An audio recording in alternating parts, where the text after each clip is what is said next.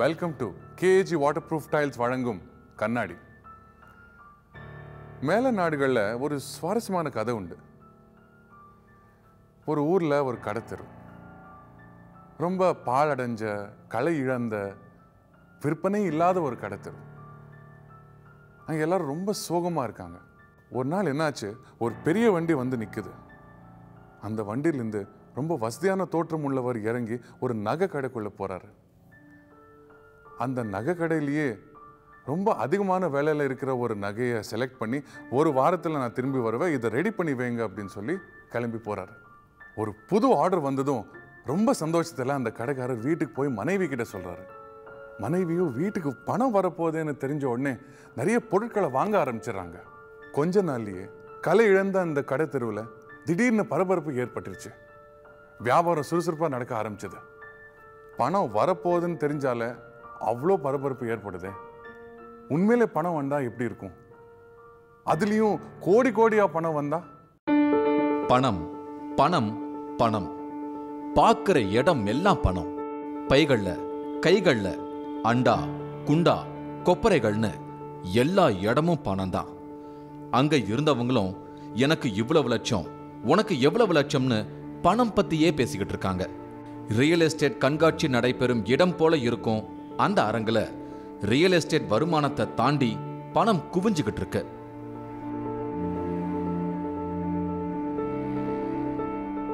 பணத்தால அண்டாக்கள் நிரம்புது. பணம் குவியறது வெளியில தெரிஞ்சா திருஷ்டி விழுந்துரும்னு துண்டை வச்சு மூடி வைக்கிறாங்க. அண்டா நிறையறதுக்குள்ளவே கட்டு போட ஆரம்பிச்சிடுறாங்க. கொஞ்சம் பணத்தை மட்டுமே வெளியில காட்டுறாங்க. அப்படி காட்டினதுல கேமரா வெளிச்சம் பட்ட கொஞ்சம் தான் இது. இந்த டேபிள்ல இருக்கிறது 2.5 லட்சம், இந்த டேபிள்ல இருக்கிறது 7,00,000. இந்த கட்டுகள் 8,07,000. 2,000 ரூபாய் நோட்டுகள்ல லட்சம் ரூபாய் சின்ன கட்டா போயிட்டாலும் கட்டுகளின் எண்ணிக்கை மட்டும் குறையல. ஊரை பார்த்தா சாதாரண கிராமம் போல இருக்கு. ஆளுங்களும் கிராமத்து வாசனையோட தான் இருக்காங்க. ஆனா தமிழகத்தின் சில நகரங்களை காட்டிலும் பண நடமாட்டம் அதிகமா இருக்கு. ஆரம்பமே லட்சத்துல தான் தொடங்குது. என்ன விசேஷம்? என்ன விற்கிறாங்க? எப்படி ஒரு கிராமத்துல இவ்வளவு பணம்னு குழப்பமா இருக்கலாம். இதுதான் புதுக்கோட்டை மாவட்டத்தின் கலாச்சார விழாவா உருவாகிட்டு வர மொய் திருவிழா. 6 மாசத்துக்கு முன்னாடி கஜா புயல்ல பாதிக்கப்பட்ட மாவட்டமா இதுன்னு ஆச்சரியப்படலாம். அந்த அளவுக்கு பணம் கொட்டுற விழா. கல்யாணம், காதுகுத்து, சடங்கு, பால் காய்ச்சுன்னு பல நிகழ்ச்சிகள்ல மொய் வாங்கறத பார்த்திருப்பீங்க. ஆனா இது எந்த நிகழ்ச்சியிலையும் வாங்குற மொய் கிடையாது. மொய் வாங்கறதுக்காக கொண்டாடப்படுற நிகழ்ச்சி. சடங்கு, காதுகுத்து, கல்யாணம் இதுக்கெல்லாம் மொய் வாங்குறது இல்லை. அதெல்லாம் வீட்டுக்கு உள்ளவங்க சொந்த பந்தத்தோடு முடிச்சுக்கிறது. குழப்பமா இருக்கா? இந்த ஃபங்க்ஷனை முதல் தடவையா பார்க்கும் உங்களுக்கு குழப்பமா தான் இருக்கும். தெளிவா தெரிஞ்சுக்கிட்டீங்கன்னு வைங்க, அட நம்ம ஊர்லயும் கொண்டாடலாமேன்னு உங்களுக்கு தோணலாம். தஞ்சாவூர், புதுக்கோட்டை மாவட்டங்கள்ல பல வருஷங்களா கொண்டாடப்படுற நிகழ்ச்சி மொய் விருந்து. சுருக்கமா சொல்றதா இருந்தா ஊர்க்காரங்களுக்கு சாப்பாடு போட்டு மொய் வாங்குற நிகழ்ச்சி. கஜா புயலில் பெரும் அழிவை சந்தித்த புதுக்கோட்டை இன்னைக்கு வறட்சியின் பிடியில இருக்கு.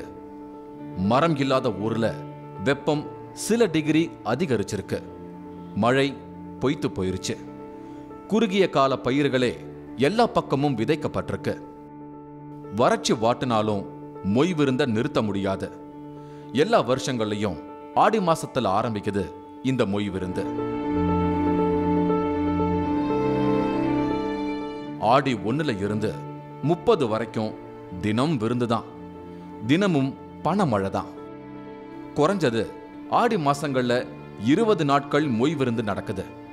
ஒரு சாமானியர் குறைஞ்சது 15 விருந்துல கலந்துக்கிட்டு மொய் செய்கிறாரு. பேராவணி வந்து ஆவணம் வந்து கையாட்டி வந்து இப்படி வந்து வர்றது எங்கள் ஊர்லேயே வந்து நின்றுச்சு. இப்போ எங்கள் ஊருக்கு எங்கிட்ட ஆலங்குடி வரையும் கொஞ்சம் கொஞ்சம் போயிட்டு இருக்கு. ஆலங்குடி அங்கிட்டு இனிமேல் இல்லை. இனிமேல் வருங்காலத்தில் ஆலங்குடி அங்கிட்டு போனாலும் போகலாம். புதுக்கோட்டையில பேராவூரணிப்பாக்கம் இருக்கிற கிராமங்கள்ல இந்த மொய் விருந்து தவிர்க்க முடியாத விழாவா மாறிக்கிட்டு இருக்கு.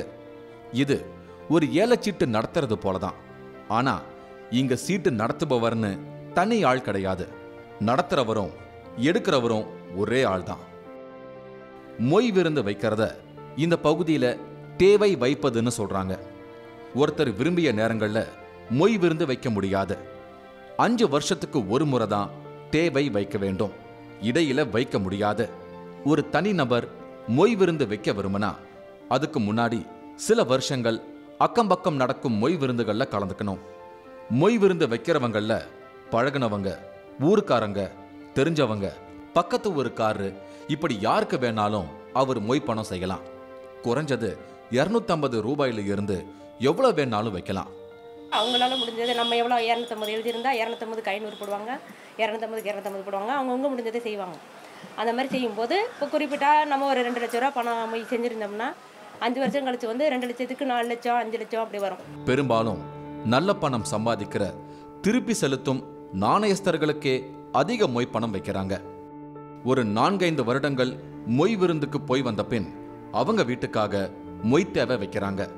அப்படி அவர்கிட்ட இத்தனை வருஷங்கள் மொய் வாங்கினவங்க அவருக்கு மொய் விருந்த திருப்பி செலுத்துறாங்க.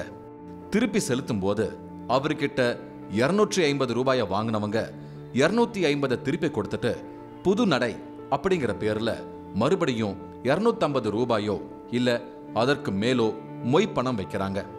மொய் விருந்து நடத்தியவருக்கு லட்சக்கணக்கில் பணம் கிடைக்குது.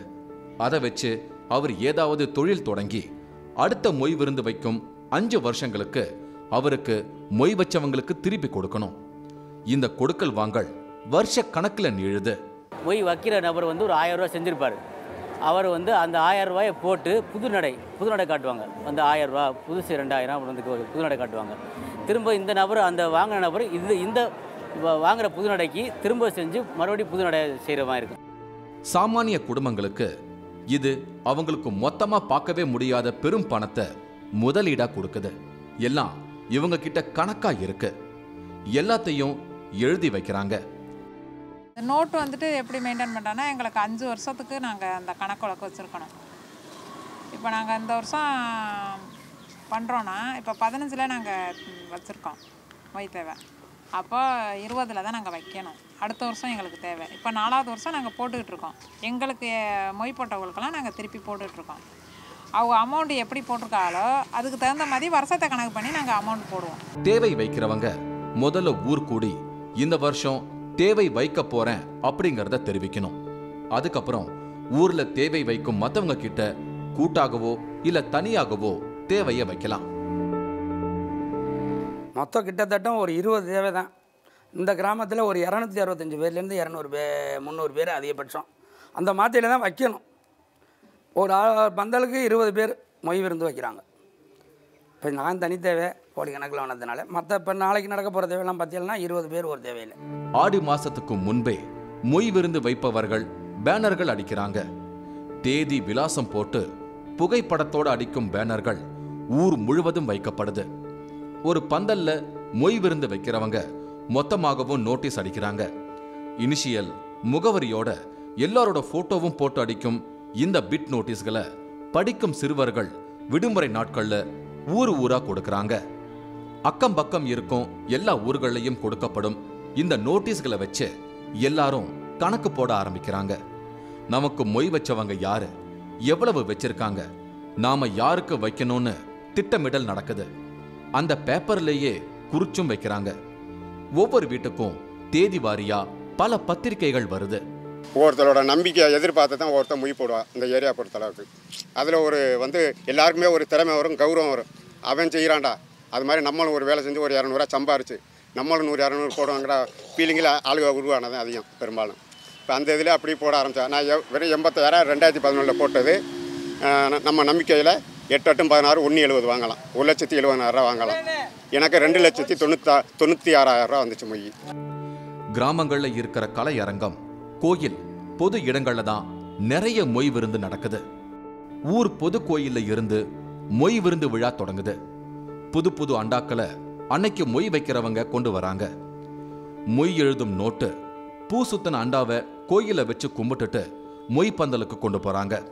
பந்தல்ல மொய் வைக்கிறவங்க பேரு போட்டு தனித்தனியா இடம் ஒதுக்கப்பட்டிருக்கு. பத்திரிக்கை கொடுத்தவொடனே நாங்கள் நோட்டை பார்ப்போம்.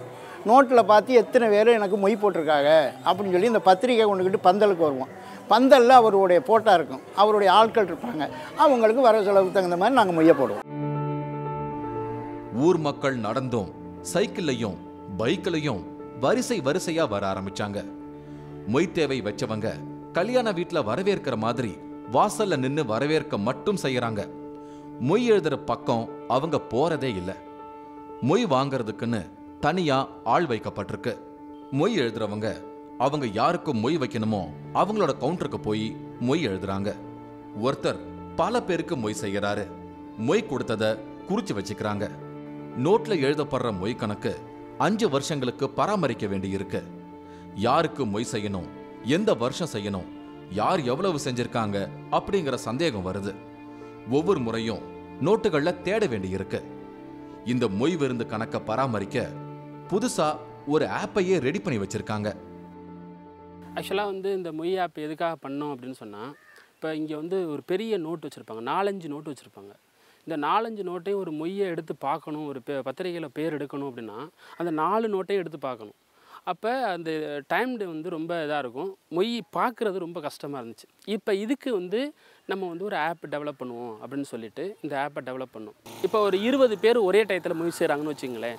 அந்த டயத்தில் இவர் வந்து நமக்கு எவ்வளோ செஞ்சுருக்கிறாரு அப்படிங்கிறத நோட் எடுத்து பார்க்காம செல்ஃபோன்லேயே நம்ம எடுத்து இவர் இவ்வளோ செஞ்சுருக்காரு அப்படின்னு சொல்லிட்டு பணத்தை போட்டுட்டு அங்கேயே நம்ம இவ்வளவு நம்ம செஞ்சுருக்கிறோம், புதுநடையாக இவ்வளவு நம்ம செஞ்சுருக்கோம் அப்படிங்கிறத நம்ம என்ட்ரு பண்ணி வச்சுக்கலாம். 100, 500, 2000 நோட்டுகள்னு கட்டுக்கட்டா பணம் வேக வேகமா சேருது. அண்டாவை நிறைய விடாம பணத்தை வேக வேகமா என்றாங்க. கைகள்ல என்றது மிஷின்ல என்றதுன்னு பணம் என்ற சத்தமே தனியா கேக்குது.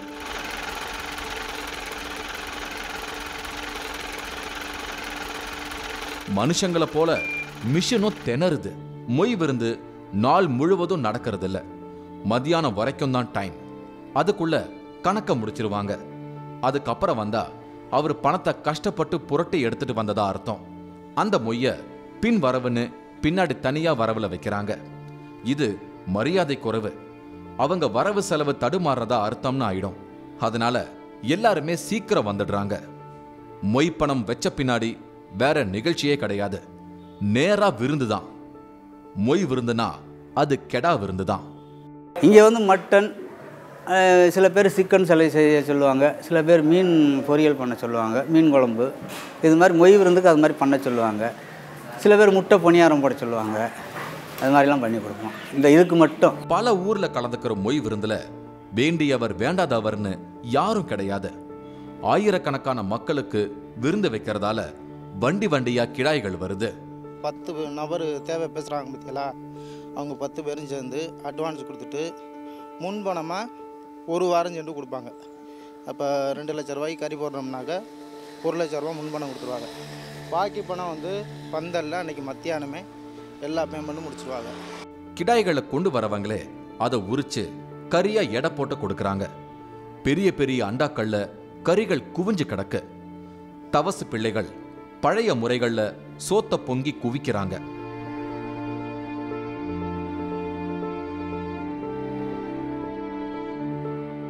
வைக்கோல்களை விரிச்சு அதுல வெள்ளை துணியை விரிச்சு கூட கூடையா சோறு மணலை போல குவிக்கப்படுது. ஒரு நேரத்துல 1000 பேருக்கு மேல அமரக்கூடிய பந்தல்ல பந்தி நிரம்பி வழியுது. ஒரு அகப்பை நிறைய கறி எல்லாருக்கும் வைக்கப்படுது. நீர் மேலாண்மையில சிறந்து விளங்குற புதுக்கோட்டை பந்தியிலையும் தண்ணீர் சிக்கனம் தான். தண்ணீர் வேணும்னா கேட்டு வாங்கணும், அதை கொடுக்கறதுக்குன்னு தனி ஆள். கிடா விருந்துல பெரும்பாலானவங்க தண்ணீர் குடிக்கிறதில்ல. மாசம் முழுவதும் நடக்கிற விருந்துங்கிறதால கறிக்கு சண்டையும் நடக்கல. சாப்பாடு சாப்பிட்டோம் சாப்பிடாமையும் நிறைய பேர் அடுத்த ஊர் மொய் விருந்துக்காக கிளம்பி போறாங்க. சில நேரம் ஒரே நாள்ல 3-4 மொய் விருந்துக்கு போக வேண்டி இருக்கு. நாளைக்கு 4 ஊர் இருக்குது. வடகாடு, கீழாத்தூர், அணவயல், மரமடைக்கு 4 ஊர் போடணும். நம்ம ஊருக்கு மட்டும் 10,300 ரூபா வருது. கீழாத்தூருக்கு 6,250 ரூபா வருது. மதியத்துக்குள்ள மொய் விருந்து முடிஞ்சிருது. கணக்கை எழுதுறவங்க நோட்டுல எழுதப்பட்ட பணத்தை நயா பைசா குறையாம பெரிய துண்டுல முடிஞ்சு மொய் தேவை வச்சவங்க கிட்ட கொடுக்கறாங்க. Cricket super star Sachin Tendulkar உச்சத்தில் இருந்த போது டான் பிராட்மேனோட ரெக்கார்டை அவர் முறியடிச்சார். இந்தியாவே அவர் ஹீரோவாக கொண்டாடிச்சு. பிரபலமான ரேசர் மைக்கேல் ஷூமாக்கர் அவருக்கு பரிசா 75 லட்சம் ரூபாய் மதிப்புள்ள ஃபெராரி காரை கிஃப்டாக கொடுத்தாரு. ஆனால் இந்த ஃபெராரி காரை இந்தியா கொண்டு வரணும்னா நீங்கள் 1 கோடி ரூபாய் டேக்ஸாக கட்டணும்னு இந்தியன் கவர்மெண்ட் சச்சின் கிட்ட சொல்லுது. நாட்டுக்காக விளையாடினதுக்கு இந்த பரிசு எனக்கு கொடுக்கப்பட்டிருக்கு, டேக்ஸ் ஃப்ரீயாக வேணும்னு சச்சின் கவர்மெண்ட் கிட்ட சொல்கிறாங்க. ஆனால் அரசாங்கம் இதுக்கு ஒத்துக்கல. பரிசா வந்தாலும் அதுக்கு வரி கட்டி ஆகணும். அதுக்கு யாருமே விதிவிலக்கு இல்லை. மொய் வைத்த எல்லோரும் ஒரே நாள்ல லட்சாதிபதி ஆகிறாங்க. ஒவ்வொருத்தருக்கும் 5 வருஷங்கள்ல அவங்க மொய் செய்த தொகைக்கு ஏற்ப பணம் திரும்ப கிடைக்குது. தொழில் பண்ணுவோம். தொழில் பண்ணுறதுக்கு தான் இந்த அமௌண்ட்டு. ஒரு வீடு கட்டுற ஏதோ ஒரு பிளான் பண்ணுற ஒரு பிஸ்னஸ் பண்ணால் இது உதவியாக இருக்குது. அவ்வளோதான். ஆனால் வந்து நாங்கள் எதிர்பார்த்தது இந்த அடி புயல் நாள் எங்களுக்கு இல்லை. இல்லாட்டி இன்னும் எங்களுக்கு மொய் கூட வரும். ஒரு சாதாரண கிராமத்து வாசிக்கு குறைஞ்சது 2 லட்சம் கிடைக்குது. கிராமத்துல 2 லட்சமே பெரிய பணம் தான். ஆனா அதிக அளவு மொய் வரவு செலவு வச்சவங்களுக்கு கோடிக்கணக்கில் கிடைக்குது. ஆடி மாசம் ஆரம்பத்துல தனியா மொய் விருந்து நடத்திய வடக்காடு கிராமத்தை சேர்ந்த கிருஷ்ணமூர்த்திக்கு 4.5 கோடி மொய் பணம் கிடைச்சிருக்கு. எனக்கு ஆரம்ப காலத்தில் நான் ஒரு 4500 ரூபாய் இருந்த நபர் இருந்தது. இப்போ நான் ஒரு 1000 பேர் புதிய நபர்களாக உருவாக்கினேன். இப்போ 6500 நபர்கள் மொய் வரவு செலவில் இருக்காங்க. 4 வருஷத்தில் 4, 10, 4, 20 லட்ச ரூபா போட்டிருந்தேன். நான் கடைசி வருஷம் ஒரு 50 லட்ச ரூபா போட்டேன். மொத்தம் 120 போட்டேன். 240 வாங்கினேன். கோடிக்கணக்கான பணம் இவர் வீட்டில் இருக்கிறது தெரிஞ்சு மறுநாளே திருடர்கள் திருட வந்திருக்காங்க. எச்சரிக்கையா இருந்ததால பணம் களவு போகாம தப்பிச்சது. உள்ளே உட்காந்து இருந்திருக்கான். இதை நாங்கள் பார்த்த எல்லா வேலையும் அவன் சொல்கிறான். இந்த இடத்துல அங்கேருந்து இங்கேன்னு அங்கே லைட் ஆஃப் பண்ணியிருக்கேன். அந்த ஒயரை புனிங்கி விட்டான். எல்லா லைட்டும் ஆஃபு. அவர் ஓனர் பைப்பு மோட்ரு போட வந்திருக்காரு. மோட்ரு போட வந்தாக்கில் அவர் பயந்துக்கிட்டு உள்ளே போயிட்டார். இது நம்ம பழைய வீடு. இதுலேருந்து இறங்கி உட்காந்துருக்கான். இந்த இடத்துக்குள்ளே உட்காந்துருந்தாப்புல. பிரிண்டிங் பிரஸ், விவசாயம்னு பல தொழில் செய்கிறாரு கிருஷ்ணமூர்த்தி. 6500 பேர் இவரோட மொய் விருந்துக்கு மொய் எழுதியிருக்காங்க. 4.5 கோடி வாங்கி கோடீஸ்வரர் ஆயிட்டாலும் இனி வீட்டில் ஃப்ரீயா இருந்துட முடியாது. ஏன்னா 4.5 கோடியை 8 கோடியா 5 வருஷத்துல திருப்பி செலுத்தணும். அதுக்கு அவர் நிறைய தொழிலை செஞ்சாகணும். பெரிய ரிஸ்க் தான். ஆனா ரிஸ்க் எடுக்கலன்னா மொய்யை திருப்பி செலுத்த முடியாம போயிடும். 2 லட்சம் முதல் 10 லட்சம் வரை மொய் பணம் கிடைச்சு ஊர்ல நிறைய பேரு லட்சாதிபதி ஆயிருக்காங்க. அவங்க எல்லாரும் அவங்க தொழிலை விரிவுபடுத்த ஆரம்பிச்சிருக்காங்க. வட்டி இல்லா பெரிய முதலீடு. ஊர்ல ஒவ்வொரு குடும்பத்தையும் அது வளர்த்து விட்டுருக்கு. தொழில தான் இந்த பணத்தை முதலீடு செய்யணுங்கிறதுல தீர்க்கமா இருக்காங்க. இவங்களை பொறுத்தவரை வீடு கட்டுவது முதலீட்டை முடக்கிறதுன்னு சொல்றாங்க. எல்லா ஜாதிக்காரவங்களும் எங்கள்கிட்ட வரவு செலவு இருக்குது. எல்லா மதத்தினரும் வரவு செலவு இருக்குது. அப்போ நம்ம ஜாதி பார்க்குறதுல மதம் பார்க்குறதுல இந்த வகையிலே நம்மளுக்கு ஒற்றுமைங்கிறது வருது. கிராமத்திலேயே நடக்கும் ஷேர் மார்க்கெட், சீட்டு, மொய் விருந்துன்னு இதை எப்படி வேணாலும் வச்சுக்கலாம். ஆனா இந்த மொய் விருந்து முறைதான் தங்கள் பகுதியை வளர்த்து விட்டுருக்குன்னு இந்த பகுதி மக்கள் உறுதியா நம்புறாங்க. 5 வருஷம் கழிச்சு நான் உங்களுக்கு கொண்டு வந்து வைக்கிறேன்னா அந்த 5 வருஷம் கழிச்சு நான் கொடுக்கறது தனியாக உங்களுக்கு வருமானம். அதில் வரக்கூடியது நான் இப்போ 500 ரூபாய் எனக்கு கொடுத்துருந்தீங்க, நான் திருப்பி 500 ரூபா கொடுத்தேன்னா என்னோட நீங்கள் கொடுத்த 500 எனக்கு வருமானம், நான் உங்களுக்கு கொடுத்தது உங்களுக்கு வருமானம். நான் முதல்ல கடனை ட்ரீட் பண்ணேன்னா அந்த கடனை உங்களுக்கு திருப்பி கொடுத்தது அர்த்தம். அது தாண்டி 100 ரூபாய் 200 ரூபாய் கொடுத்தேன்னா அது கிஃப்டாகவும் இருக்கலாம் அல்லது வட்டியாகவும் இருக்கலாம். இதுதான் இப்போ இன்கம் டேக்ஸ் டிபார்ட்மெண்ட்டை பொறுத்த வரைக்கும் இதை 2 விதமாக தான் பார்ப்பாங்க கிளியராக. ஒன்று இது வருமானம் அல்லது கிஃப்ட். 2க்கும் அதுக்கு டேக்ஸ் உண்டு. மொய் தேவை வைக்கிறவங்களை தாண்டி இந்த தொழில் பலருக்கு 2 மாசத்துக்கான புதிய வேலை வாய்ப்பு சந்தையை உருவாக்கிடுது. பேனர் வைக்கிறது, நோட்டீஸ் கொடுக்கிறவங்க, தவசு பிள்ளை, ஆட்டு வியாபாரி, மொய் எழுதுறவங்க ஒவ்வொருத்தருக்கும் பணப்புழக்கம் இல்லாத ஆடி மாசத்துல நிறைய வருமானம் வருது. அடிமட்டத்துல இருந்து குடும்பங்களை மேலேத்தும் இந்த மொய் விருந்து முறை சில நேரம் பெரிய குடும்பங்களை சின்ன பின்னமாக்குறதும் உண்டு. மொய் போடுற காலம் வந்துருச்சுன்னு வச்சுக்க, மொய் போட முடியாது, நம்மளை இனிமேல் என்ன பண்ணிட்டு போகிறாங்களோ தெரியலையோ அப்படின்னு சில பேர் தூக்கு போட்டுக்கிறாங்க, சில பேர் செத்துறாங்க. அது மாதிரி நடக்கிறது தான். வரவு செலவு காரணம் வரவு செலவு செய்ய தெரியாதவர்கள் தான் அது நடக்குது.